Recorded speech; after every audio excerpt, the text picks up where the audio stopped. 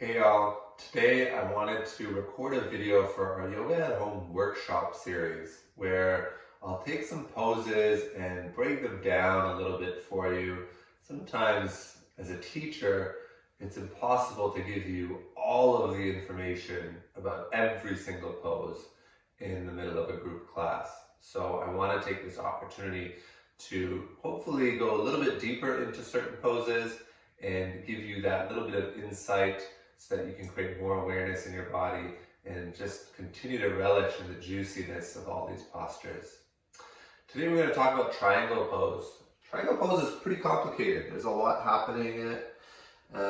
So start on your mat, obviously, with a wide stance.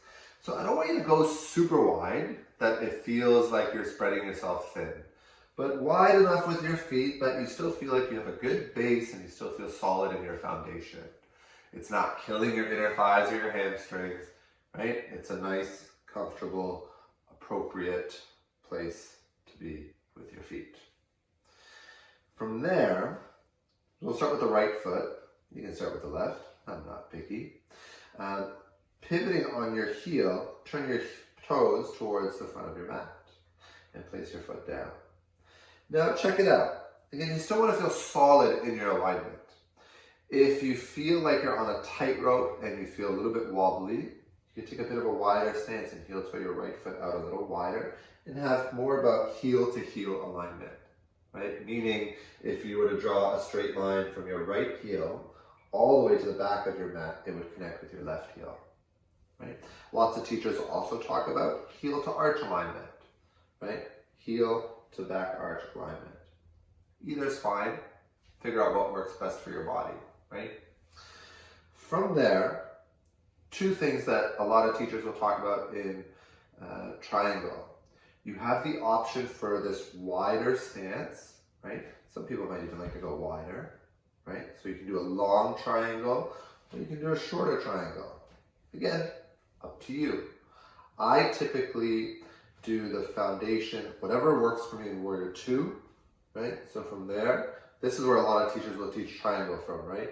So a lot of times you get the wide stance. So I typically keep this distance between my feet. Whatever feels good in Warrior 2 is what I usually do for triangle.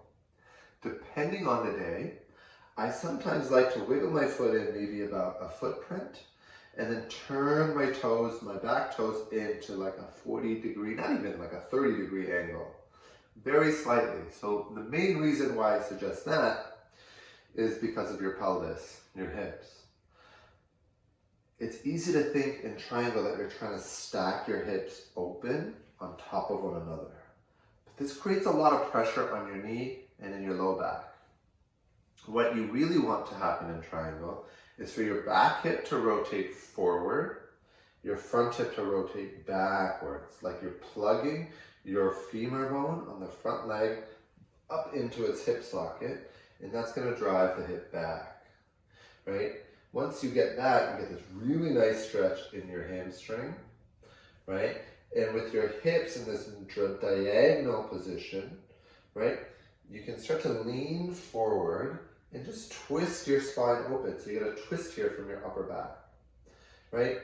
So let's go back a little bit. So from standing, you have your feet placement. Whether your back foot is turned in or out, rotate your back hip forward and your front hip back, right?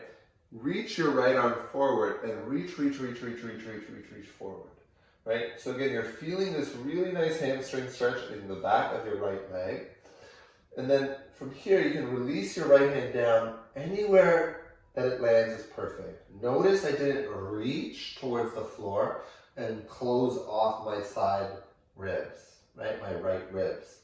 I want to keep length as much as possible from my right hip to my right armpit, right? From there, I like to place the back of my right hand into my calf and into my shin bone, and I'll use that as leverage to turn my chest open. Right? As I turn my chest open, I'm getting a twist here from my spine, from my upper spine. There's so much happening in triangle pose. It's such a beautiful shape, right? The hamstring stretch. You're getting an opening across your hips and you're getting a twist in your spine. From here, heart's open, shining up towards the sky. Right hip is plugging back, right? It's almost like your right bum cheek is wrapping underneath you. When you're here, you can feel like you can stick your right bum cheek out behind you, or you can tuck it in underneath you. That's what you're looking for. Tuck it in, right? So if you have to imagine spirals, your back leg is spiraling inwards. It's got an internal spiral. And your front leg has an external rotation, so an outward spiral. So it's rotating this way, right? This way. So you're here. And then what do you do with your left hand and your eyes? You have options. You can look down, nothing wrong with that. Gives you a nice stretch in the side of your neck. And your heart is still turning up towards the sky, so you still get the twist, right? You can stay here. You can reach your left arm straight up to the sky. And if it's comfortable for your neck, you can look up towards your left hand. This will challenge your balance a little bit, right? So make sure you're solid in your feet. Both feet are pressing down evenly. Your low belly draws in, and then you breathe. So much happening here. You can close your eyes. You can relax your top arm. Right? And then slowly coming out of it, right? You can come back to this wide stance that we had. Turn your right foot forward, right? Back to this neutral wide stance. Take a breather, right? See how you feel. And then do the opposite side. Always do the opposite side so you feel balanced, right? So pivoting on your left heel, turn your left toes out. Back foot can be parallel to the back edge of your mat or turned in, right? I want to give you options to try so that you can figure out what works the best in your body, right? What works for me may not work for you, and that's okay, right? Everybody's body is different, and yoga is not about trying to fix into this picture perfect box. It doesn't have to look like triangle pose on Google Images, because those are just like perfectly straight lines. Everyone's just super, right? That's not the reality of what I see in a yoga class on a day-to-day basis, and it's just not the reality for the majority of us, right? So figure out what works for you, back foot parallel or turned in a bit. But in either case, think of this hip rotation. Your left bum cheek is trying to tuck underneath you, right? And then you reach forward with your front arm, let it land naturally. If you prefer to place it on a block, you can place on a block, right? But really think about lengthening your spine and turning your heart up towards the sky. That's the most important. Both legs straight. There could be a micro bend in your front knee, not a problem. You don't want to lock the joint for sure. And just make sure you can press into both feet firmly, right? You can ground through the corners of your feet, so your big toe mound, pinky toe mound, and your heel, right? Those 3 points on your feet are super important. Just find a place to take a couple breaths.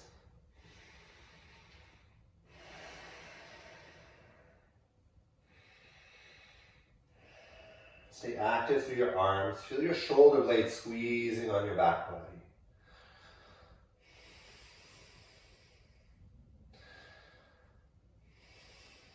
Come back up towards standing, turn your left toes in, right? Just gently step your feet back towards one another. So there you have it. Really the focus, most importantly, is the foundation of your legs and those spirals we talked about. Your front leg your front leg externally rotates, your back leg internally rotates, right? And so your hips are on that diagonal. Too often you'll hear some teachers talk about trying to fit between 2 panes of a window glass, or 2 panes of window or glass, I'm butchering this analogy. And so you're trying to like be this perfect, like hips on top of one another and trying to fit into this kind of narrow window. And it's just not natural for your low back. You're kind of compressing the low spine there. So think of the hips on a diagonal position, right? Facing the top corner of the room in the direction that you're going. And that's all I have for you today. Thank you so much for listening. I hope this helped and gave you some insight into your practice at home. And if you have any questions, drop me a comment or a DM. I'm happy to chit-chat yoga things with you. Thank you so much. Namaste.